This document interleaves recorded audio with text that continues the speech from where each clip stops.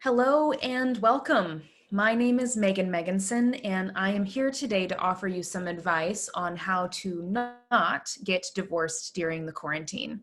I do recommend that you watch this webinar with your partner. I'm going to give you exercises to pause and complete throughout as we go along. However, if that's not available to you, I do believe that you will get a lot of useful information out of this webinar watching it solo as well. So again, welcome. I'm so glad that you're here, and let's get started. So who am I and why should you listen to what I have to say on this topic? It's a very good question. I would love to introduce myself to you in two capacities. First and foremost, I am a licensed couples therapist and a certified sex therapist. I'm the founder of the Center for Couples and Sex Therapy in Portland, Oregon, and I spend most of my time nowadays in my teletherapy office working with couples who are trying to navigate this incredibly unusual time, the quarantine. We've been exploring, noticing common themes that are emerging for couples who are in quarantine right now. And I've been paying attention to what strategies seem to be working and providing some relief, and what strategies, that couples therapists use traditionally in the normal world aren't really providing relief right now. I've been paying close attention to this in my own work, and today I want to present to you some of the pieces I'm noticing are most effective. I'd like to introduce you to myself in another capacity, which is as a person who is also married and also in the quarantine. I am learning a lot right now about what works and what doesn't work based on what's happening in my own marriage. In fact, I really wanted to present this webinar about 2 weeks ago, but things have been so unusual and stressful, and I've been experiencing a lot of different and unusual conflict in my own marriage.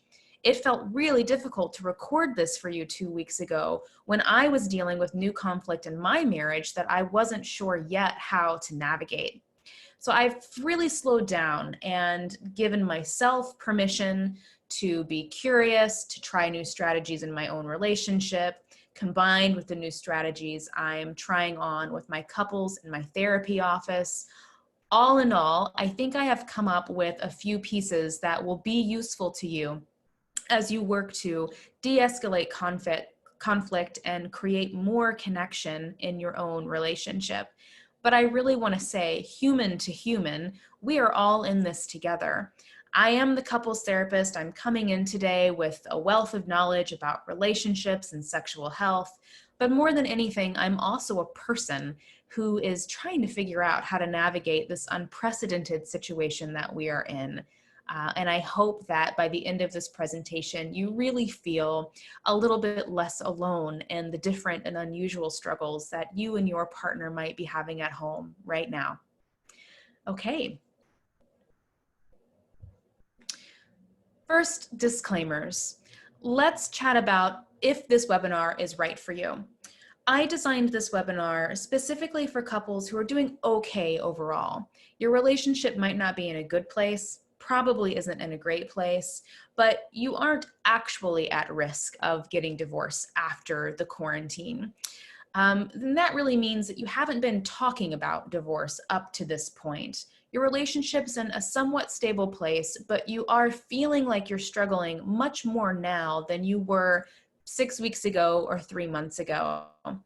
If your relationship is in a place where you don't feel safe physically or emotionally, if there is violence, if there are angry threats of divorce and separation, this probably isn't the right material for you. I'm going to include some information in the show notes today about domestic violence hotlines and also some instructions and resources for how to find a couples therapist in your area. So if your relationship is experiencing more conflict and tension than we are going to address here today, please do your due diligence and get some support. You do not have to go through this alone. Also, I would love to say as a disclaimer that I am not anti-divorce. In fact, I help couples all the time process through their ambivalence and work through intentional and respectful divorce and separation processes.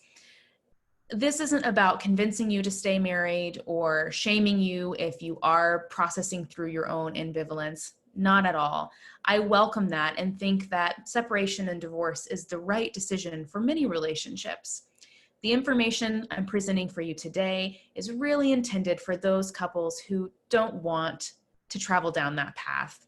You know you're going to be married on the other side of this, and you would like to come out healthier than when you went into it.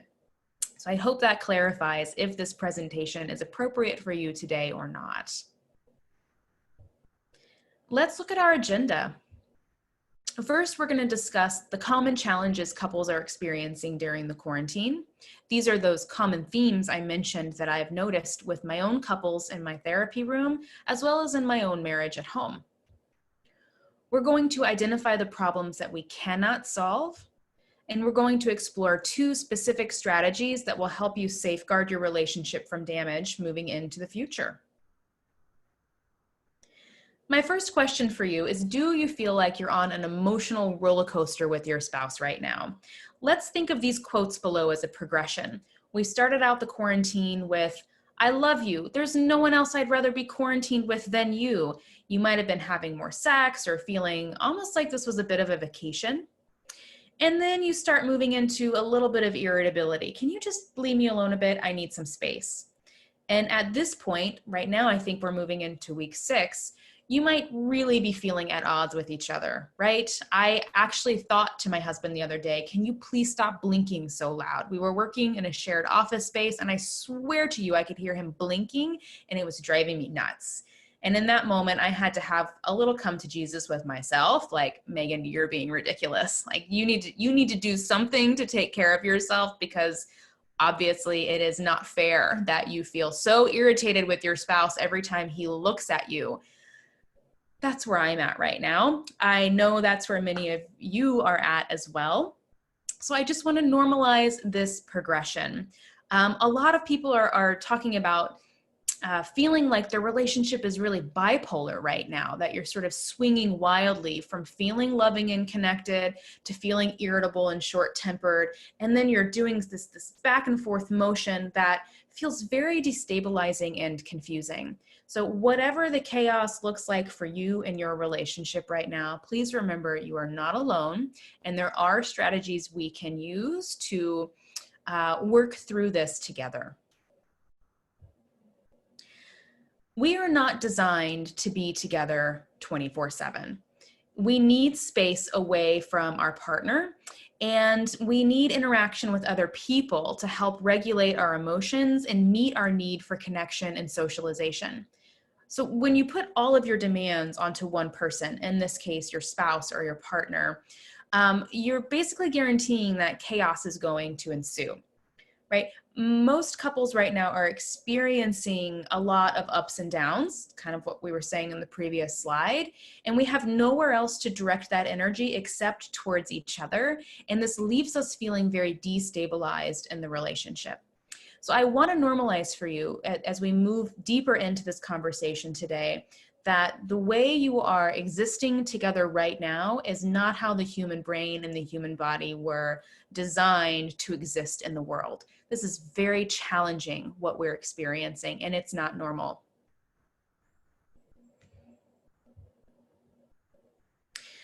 The first question I want to pose to you today is, what were you struggling with before the quarantine? And I'm asking this question because whatever you were struggling with before the pandemic is likely on full display at this point in the quarantine. So it's really important that we start noticing and being on the lookout for red flags that indicate a pre-existing struggle or a pre-existing vulnerability is being agitated and triggered during this complicated time. The first pre-existing vulnerability we can look at are our individual struggles. How are you struggling individually before COVID-19, before we were ever shifted into shelter in place? Some common examples include, I struggled with anxiety, depression. Maybe I already felt low sexual desire. Maybe I had an underlying eating disorder, or maybe I come from a trauma background and I have a trauma history. This list could be much longer. This is not exhaustive, but these are the most common pre-existing vulnerabilities that I'm talking about with my clients in the therapy room. If you struggled with any of these things pre-quarantine, chances are you're really feeling them now. And then we want to look at relationship struggles. What pre-existing relationship vulnerabilities existed for you and your partner prior to the quarantine? Were you already struggling with poor communication? Were you already feeling like your sexual needs were being unmet? Were you feeling emotional resentment, frustration, or just an undercurrent of tension between the two of you? Were you feeling disconnected and alone? And were you having any sexual problems, either individually or within the relationship? If so, I have a feeling, again, that those are on full display at this point in the quarantine. So what do we do about this? Step one, it's very important that we are able to name the pre-existing vulnerabilities that are being agitated and triggered for us right now. Step two, we meet ourselves and our partner with patience and compassion. Please note, now is not the time to solve your pre-existing problems. It is very important that you're able to name it so you can see clearly what is unfolding between you and your partner during the quarantine right now as you're stuck at home and isolated together. But now isn't the time to dive deep and to try to be less anxious or have less tension in the relationship or solve all of our sexual problems. The quarantine has us all stuck in a suspended state of unresolved trauma. And what I mean by that is our nervous systems are all very activated and we have no idea when the situation is going to resolve itself. Even when the situation is resolved, we're not sure what the financial, the economic impact is going to be. Are we going to have jobs to go back to? Our bodies and our nervous systems are in so much stress right now. Even if you aren't worried about finances or jobs and you feel like your life hasn't changed to any great extent, we have to take into account just the socio-cultural shift that we're going through as a community. Our bodies are responding to the stressors that we're experiencing, the unusual circumstances that we're navigating right now. And when we are in this heightened state of stress and awareness, it's just not the time to try to deep dive and solve all of the problems that existed for us prior to this very stressful situation. So please hear me. Now is not the time to solve the pre-existing problems, but it is the time to name them compassionately and become much more familiar with how they're showing up in your relationship. So this leads me into our first exercise. I would love for you to take a 10-minute break from this webinar to ask each other this question. What pre-existing struggles do you feel are flaring up for you right now, both individually and in our relationship? You don't have to deep dive into it at this moment. You can if you'd like to, but we do want to keep the flow of the webinar moving today. So I invite you to set a 10-minute timer and take 5 minutes each just to start thinking about what are some of the things individually I'm struggling with, and what are some of the things I'm struggling with within our relationship that existed before the quarantine. I think it would be helpful to write them down. So there you go. Take a 10-minute break, ask each other these questions, and pop back into the webinar whenever you're ready.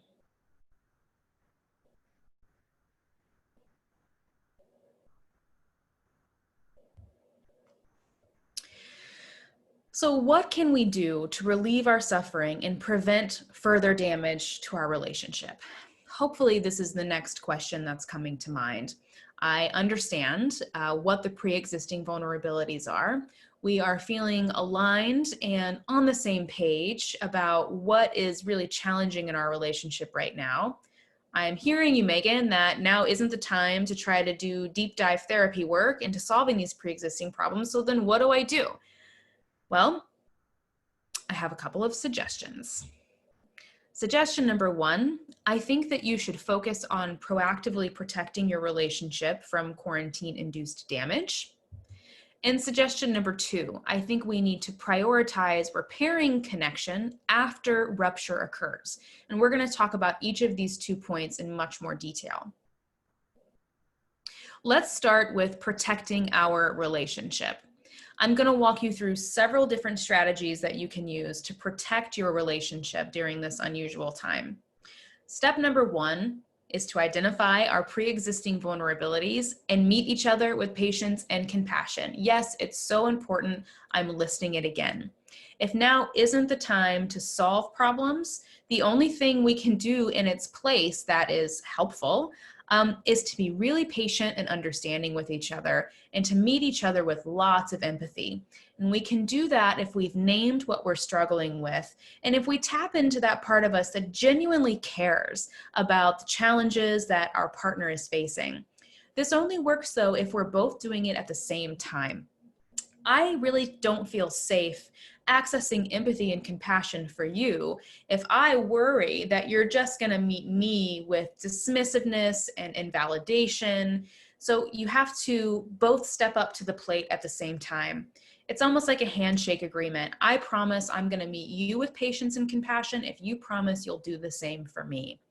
It isn't perfect, certainly isn't perfect in my marriage. And I often like to say, if the person who's made a career out of helping people have healthy marriages can't do it all of the time, you definitely won't be able to do it all of the time. So there's lots of grace here for messing up and having painful, conflictual moments. But our overall intention should really be around understanding, empathy, patience, compassion, all of those lovely words. Step number 2 is to identify what you need and to take good care of yourself and each other during this strange time. This is a really important point. In fact, it's the theme that I have become most familiar with over the past few weeks in my work with couples. As I've noticed this theme emerging with my couples in the therapy room, I've really been able to connect it to my own struggles at home with my husband as well. What I think is happening right now is that the things, the variables that we need to be okay are shifting and changing. They're evolving at a really drastic rate because, again, the situation that we're in is so unprecedented right now. None of us have done this before. And we are learning as we go what we need to be okay. But conflict is going to ensue if what I need is different from what you need. And if you and I aren't on the same page about what we both need, we're not able to show up in a supportive way to meet those needs. Instead, we just end up butting heads and we're both left feeling unsupported and unmet. Let's look at some examples. These are the themes I'm hearing most frequently in my therapy office. I need to be with you versus I need to be alone. I need to be touched versus I need physical space. I need to talk about the pandemic versus I need to distract myself with mindlessness. I need to socialize with others versus I need to be outside moving my body. These are just some examples, but I hope they're sparking some ideas for you around the dichotomy of needs and how this might be showing up in your relationship. Do you need sex or do you need space? Do you need to talk about how much you love each other or do you need to talk about how stressed and scared you are? Do you need to stay busy and be productive or do you need to veg out on the couch with Netflix? Your need can change. It's not like you sign up for one and then that's the only need you have through the entire quarantine. But it is really important that you start to get clear on what is it I'm needing right now to be okay. I'm noticing right now that I am needing more alone time. I'm needing more space just to be by myself and to let my mind do whatever my mind is going to do. And I'm also needing a lot more mindless time than I normally do.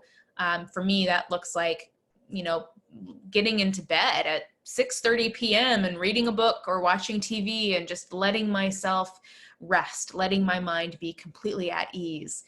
If my partner, which sometimes happens, is in a state where he needs connection and he wants to talk and hang out and be present, and I'm not, I'm wanting to be in the bed reading my book with my noise canceling headphones on, that can be really challenging to navigate. And if you're not talking explicitly about this conflict or this bind that is arising between the two of you, chances are you're going to get angry, resentful, frustrated, and it's going to start coming out sideways. I also want to note, as an extra bonus, how are we managing childcare to ensure we're both meeting our needs? Huge shout out right now to all of the couples at home who are trying to do this with little children, young children who aren't yet able to entertain themselves, or older children who are really struggling to navigate meeting their need for social connection, trying to figure out how to suddenly be homeschooled. This entire conversation becomes exponentially more complicated when you add that variable into the mix. But I am here to say that it is still possible. So please don't throw in the towel if you are parents at home with kids. Don't buy in to this narrative that like, our relationship is, there's no time, there's no space for the relationship right now. There's nothing we can do. This has to take a back seat. I completely see how it's easy to default into that state of mind. I don't believe it's true. I don't believe it has to be true.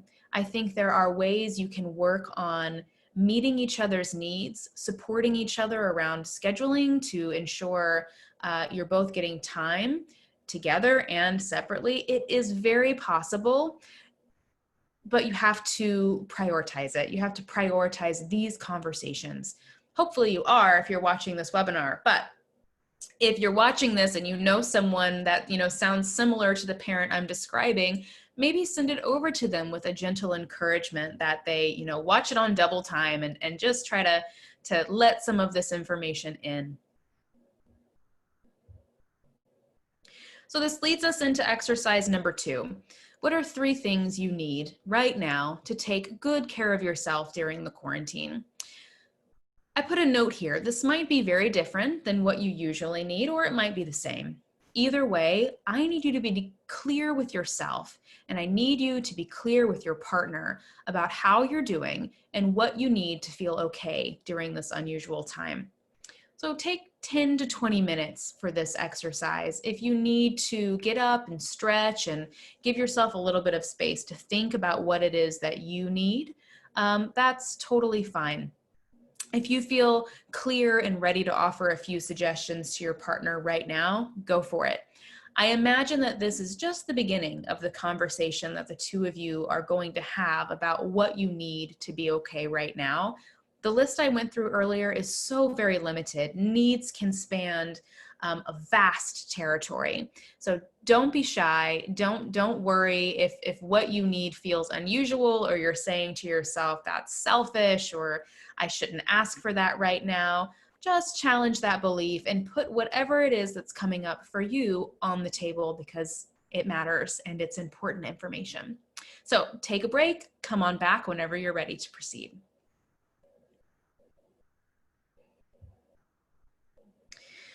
Moving on to our 3rd strategy. This is a 2-part strategy.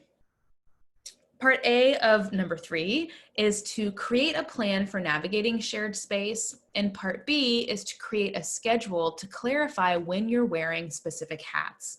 What I'm noticing with my clients in couples therapy right now is that all of a sudden, every role that they play in their life is showing up in the same space.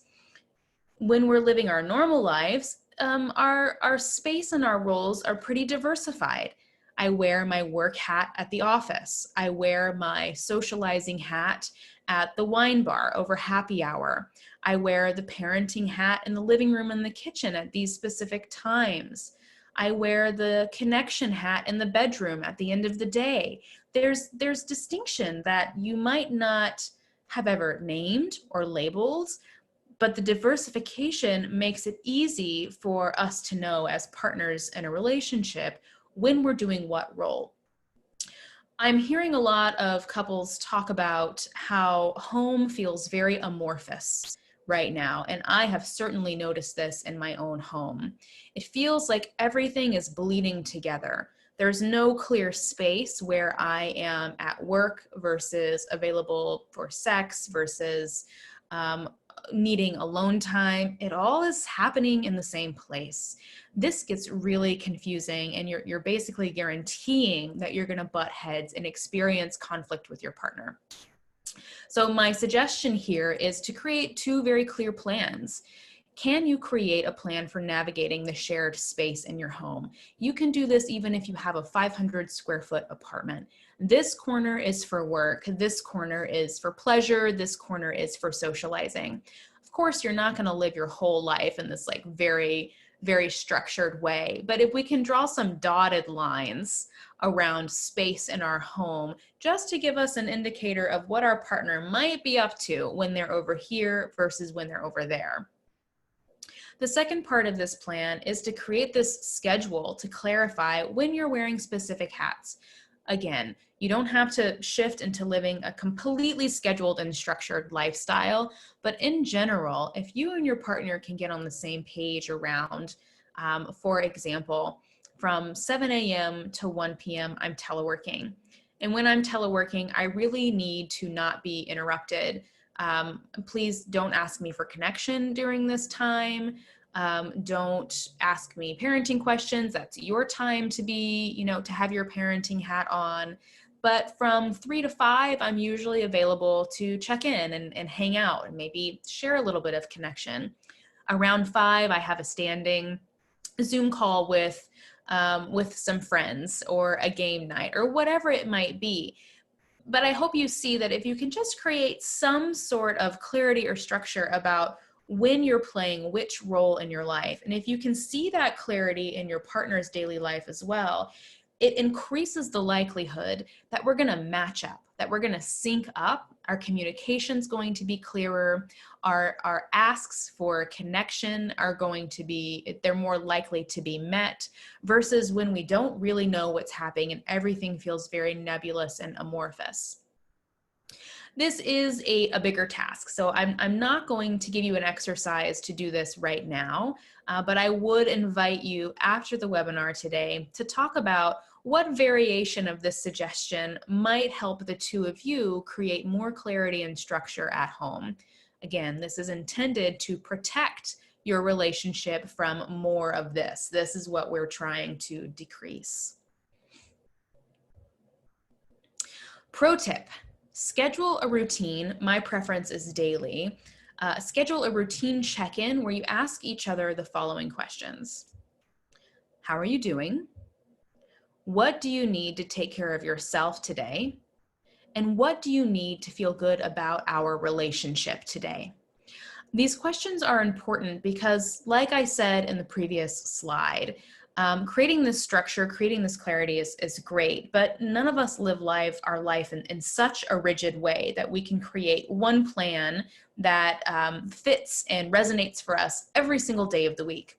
So if we build in a check-in to this broader plan or broader structure that we're creating at home during the quarantine, it gives us an opportunity each day to make subtle adjustments.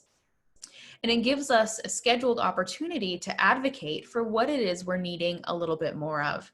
Today, maybe I'm needing touch. I've had a lot of quiet time the past few days, and now I'm starting to really miss you, and I'm craving touch and connection. Or maybe vice versa, maybe I've been needing a lot of time together, but suddenly I'm realizing I need to take a walk and paint a picture, do something creative. I don't know, it doesn't matter what it is. The point is, if you don't have time built in where you're asking for these needs to be met, you're pretty much guaranteeing that they're not going to be met.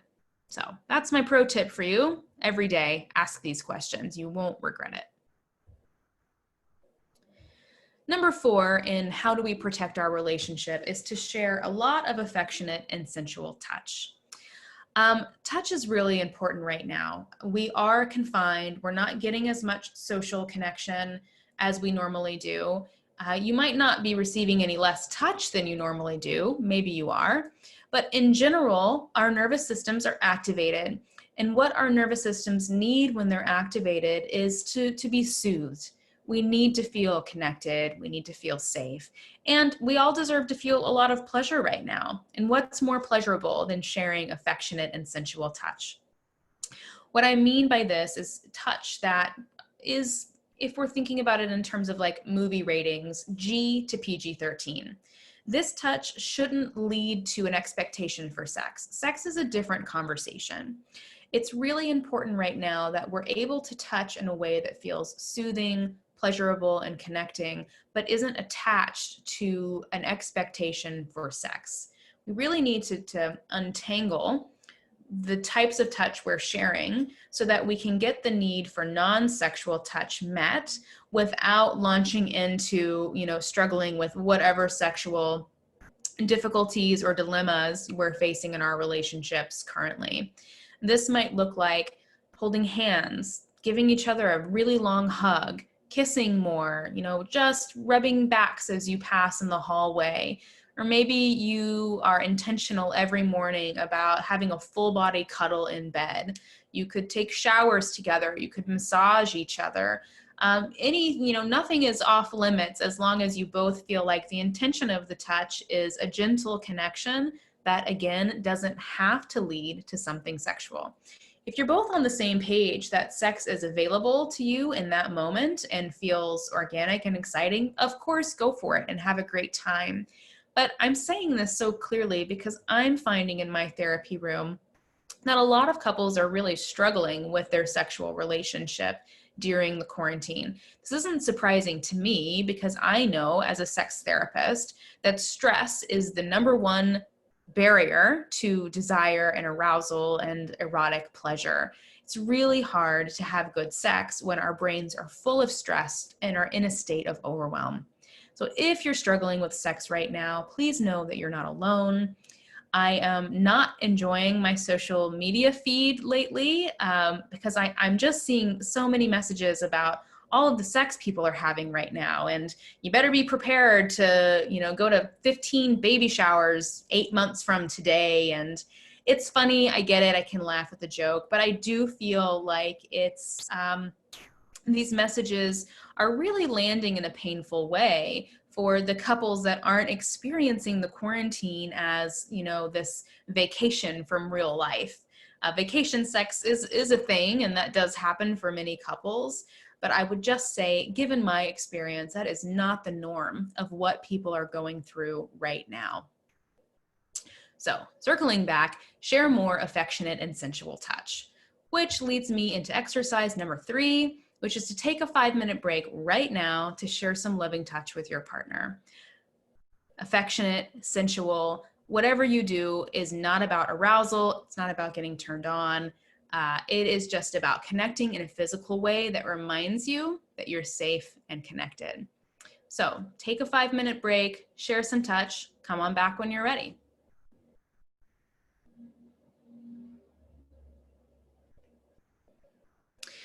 I would love to say, if you're watching this solo, I know personally, a lot of couples right now are actually separated.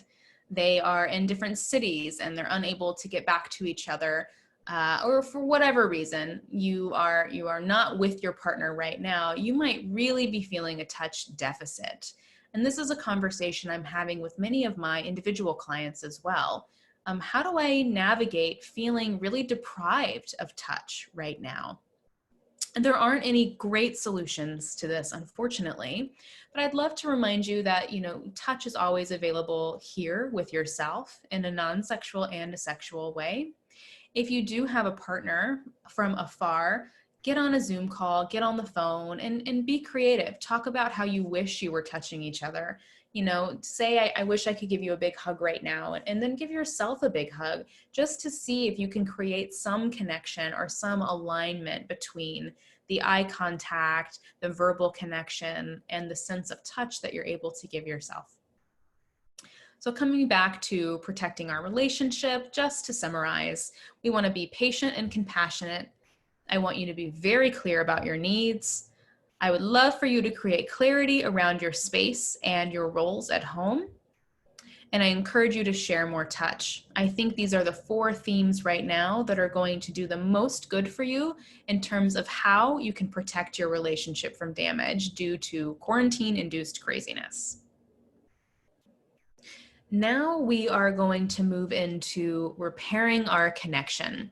So before we dive in, I want to say again, conflict is inevitable right now. I'm giving you hopefully really applicable and useful strategies that you can use starting today to protect your relationship from more damage. But that doesn't mean that no damage is going to occur. Again, if I'm experiencing conflict and rupture in my marriage at home and I do this for a living, of course you're going to be experiencing it too. We are all in this together. This is why my second strategy today is all about how we repair our connection. So step 1 is to acknowledge that there has been a rupture and schedule time to create repair. Let's talk a little bit about rupture and repair and what that means. This is an image I love to walk through with my clients that really describes how we exist in relationship with other people. So I like to say that in any relationship we're in, all of the time, we're cycling through in every moment a process of attunement, rupture, and repair.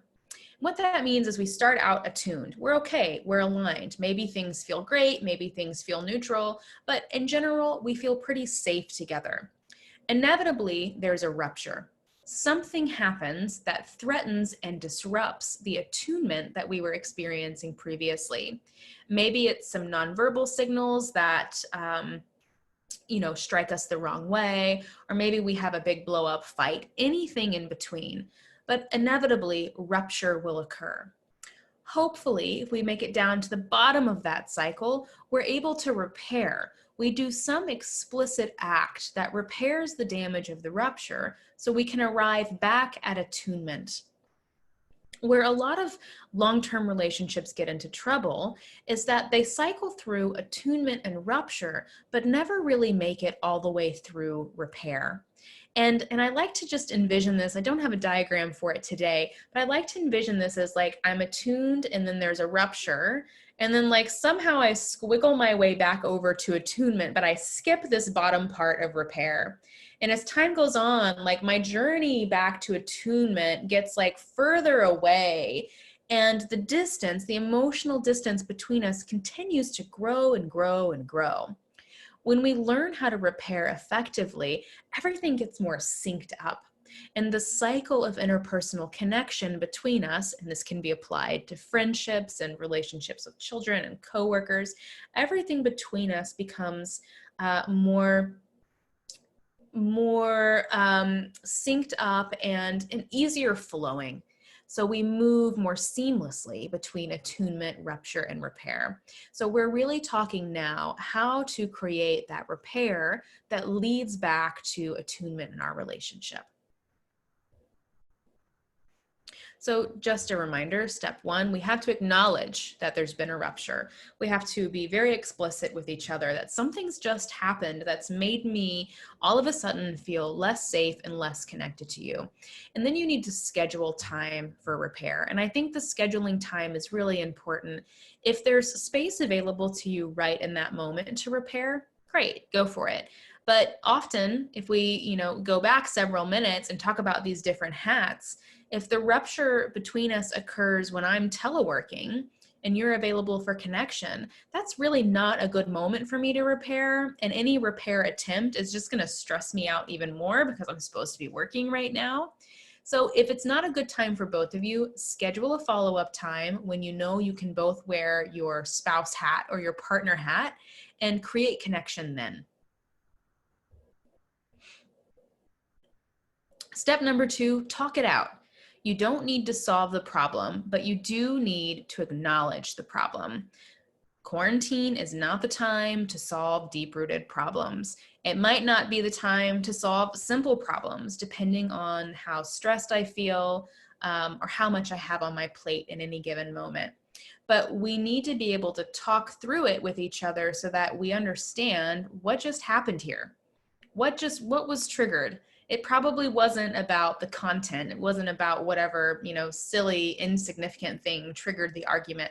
Something deeper was probably poked and prodded. If you're able to name what that something deeper was, you're going to be able to reach attunement again, move through repair much more easily than if you're trying to create repair through the lens of the content or the nitty-gritty details of the problem that really, in the grand scheme of things, aren't significant. Step 3 is to apologize, both of you. Both people have to apologize. When we are looking at ways to create repair in this strange situation of being isolated together in a house, now isn't the time to get locked into he said, she said, you're right, I'm wrong, there's one victim and there's one perpetrator. It's just not true. Chances are you both did something that impacted the other person in a harmful way or in a painful way. So if you can both step up to the plate and own your role in the rupture, you're going to have a much easier time repairing and arriving back at attunement. I thought it would be helpful to remind you the steps for giving a sincere apology. Apologizing is an art, and if you follow these steps, you're much more likely to ensure the success of your apology rather than if you are, kind of apologizing, but you're doing it through a lens of defensiveness or reactivity.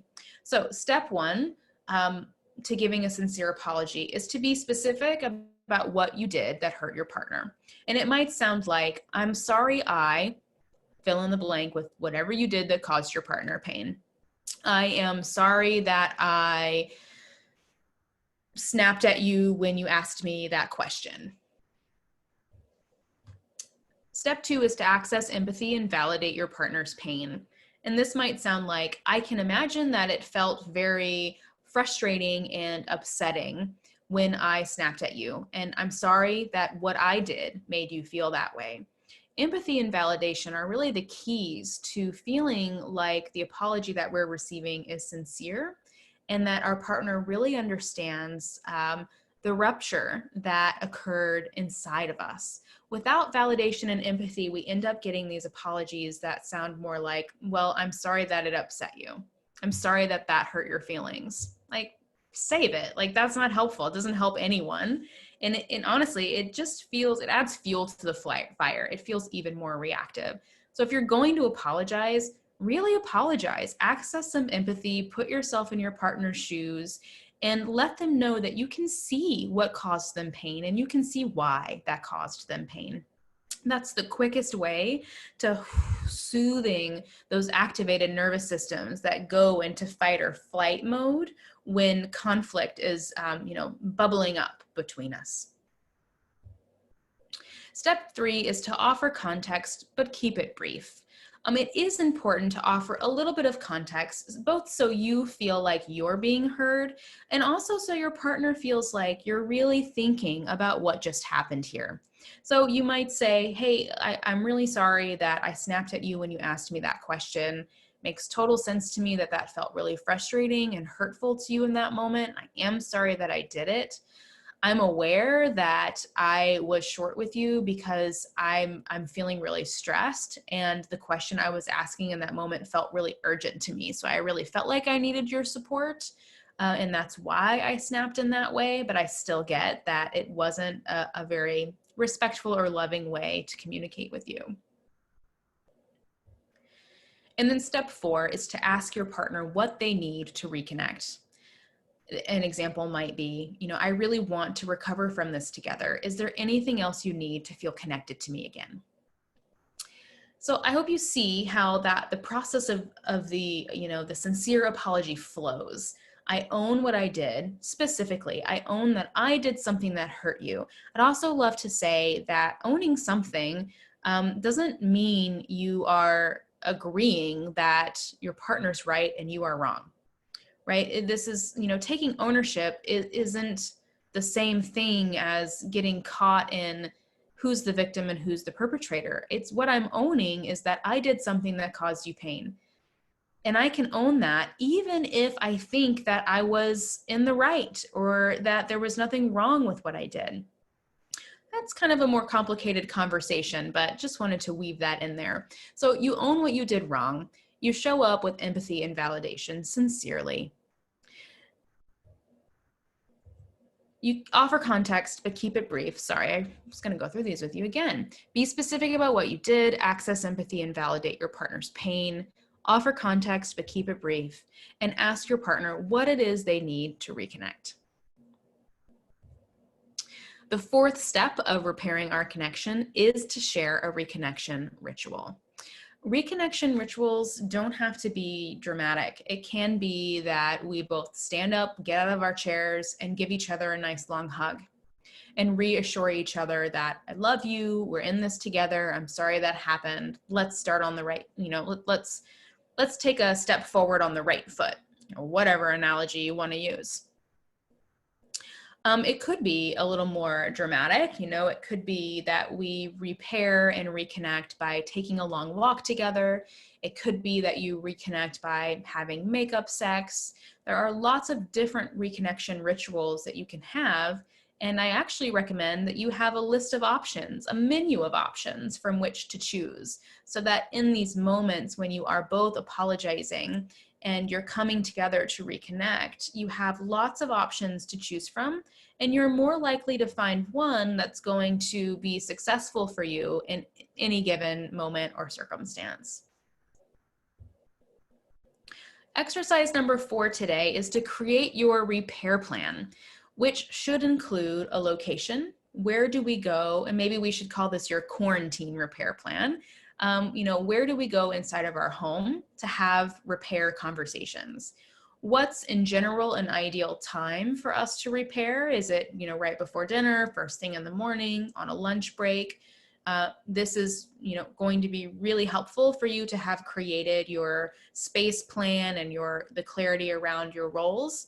If you know that information, identifying your location and ideal time to have repair conversations will be that much easier.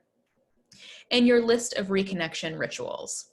So take 10 to 20 minutes right now to talk this through with your partner and see if you can come up with at least a skeletal version of what your repair plan will be, remembering that the clearer and the more structured this plan is, the more likely you are to have very successful repair as we move through the rest of this quarantine. And come on back whenever you are finished.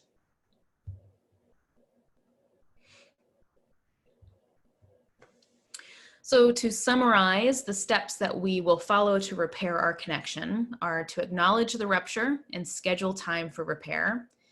When we come together during this scheduled time, we're going to talk it out.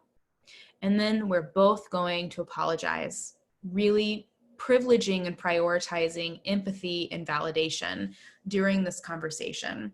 And finally, we're going to share a reconnection ritual. We're going to do something together intentionally that connects us and gets us moving in the right direction again. So let's take a big broad overview of everything that we have reviewed today. First, it is okay that you're struggling. The emotional ups and downs, the intensified conflict, the flare-ups of your pre-existing vulnerabilities, and the new challenges that are popping up in the relationship that you've never seen before. This is all okay. We are in this together. I'm experiencing this. My clients are experiencing this. This is unprecedented territory, and none of us know exactly how to navigate this in a perfect way.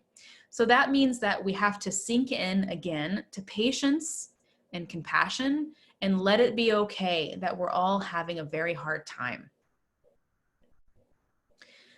I want you to identify those pre-existing vulnerabilities. One silly little phrase that we use in the therapy world is you have to name it to tame it. And what we mean by that is if we can't name what is challenging for us or what's coming up for us in the moment, if I can't name it, I can't tame it. And that anxiety or depression or sexual struggle that I haven't named feels big and nebulous and super overwhelming. But as soon as I name what it is, all of a sudden it gets much smaller and more manageable. So by doing this together with your partner, you're taking all of the problems that are big and scary right now and you're putting them all into little containers. You're going to focus on protecting your relationship from damage. Now is not the time to solve all of the problems that you've been dealing with for the past 10 years. Just like now really isn't the time to, for many people to start new projects or, you know, do that big home improvement thing you've been wanting to do forever. Like now's just really not the time to deep dive into things if that energy and spaciousness is not available to you. But we can focus on protecting, right? Proactively, what are we doing to make sure that we're not creating, you know, more rupture, more damage, more rubble that we're going to have to clear and heal from after the quarantine. So protective variables, really prioritizing, making sure we are proactively taking good care of ourselves and each other. I really think that's key during this challenging time. And finally, we're going to create a repair plan, or 2 repair plans according to this slide, to ensure you can reconnect after conflict occurs. So getting clear with each other. Where do we go? What time do we do it? What steps do we follow? Let's create a repair system so that when rupture inevitably occurs, we know exactly how to work through it and arrive back at attunement and connection and safety as soon as possible. And that is all I have for you today. This is a big conversation and we could talk about it from many different angles. I think we need to work together right now to simplify and to try to create systems and procedures that make life a little bit easier so we don't have to think so hard about all of these complicated topics. I really, really hope that a few of the suggestions I shared with you today will resonate for you. I hope you'll be able to apply them. I of course hope that we as a national and global community recover from this quickly, but I want us to be prepared for the worst case scenario, which is that this is a new normal for a little while. The social distancing, the working from home, the existing inside of quarantine. So now it's really important more than ever that we start to learn how to adapt our lives and our relationships to this circumstance so that we can make it through and be okay. I also want to remind you that there are people like me all over the country, couples therapists, sex therapists, who have transitioned their practice to online. This is my virtual therapy office. This is where I sit and work with my clients every day. And if you don't have a therapist yet who is helping you navigate the complicated terrain of quarantined relationships, I invite you to consider taking the step towards connecting with a couples therapist and starting to do some of the deeper work that is available to you to improve the quality of your relationship. We here in the state of Oregon at the Center for Couples and Sex Therapy are open and available to you. You can visit our website for a full list of our providers, see if there's anyone whose schedule, fee, specialty areas align with what it is you are needing most right now. There are also other quarantine resources on our website. We've recorded other webinars, written articles, so please give our website a visit, see if there are any resources there that might help you during the quarantine. And I want you to have access to me directly. So here is my email address. I welcome an email from you if you have questions, if you need any guidance, any additional support, or if you have any suggestions about what other information you would like for us to present for you in a webinar, in a blog post, in a shorter video. I am here and available and am committed to showing up for you during this very unusual time. I do believe our relationships can come out of this in a better place than we were in when we started this strange journey. And I'm really grateful that you joined me here today. So thank you so much and take good care.